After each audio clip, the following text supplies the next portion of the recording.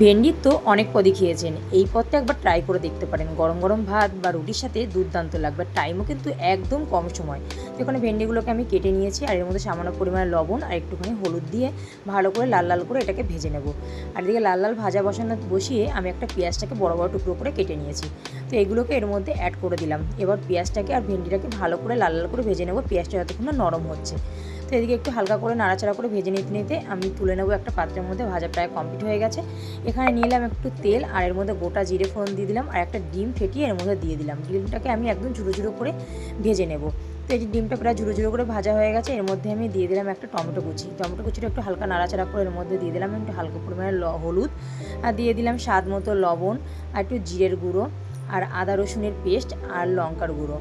তো দেওয়ার পর এটাকে ভালো করে কষিয়ে নেব একটুখানি। একটু কষানো হয়ে গেলেই যে ভাজা ভেন্ডি আর পেঁয়াজ ছিল ওটাকেও ভালো করে এর মধ্যে মিশিয়ে নেব। এরপর ভালো করে মিশিয়ে নিতে নিতে প্রায় এটা ভাজাটা হয়ে যায়। ভেন্ডি যেহেতু কম টাইমের মধ্যেই হয়ে যায়, তো প্রায় হয়ে গেছে। তো এর মধ্যে একটু হালকা পরিমাণে গরম মশলা অ্যাড করলাম, তো ব্যাস কমপ্লিট হয়ে গেল। একদম কম সময় দুর্দান্ত একটা রেসিপি। কিন্তু তোমরা চাইলে এটা সকালের টিফিন বা সন্ধ্যা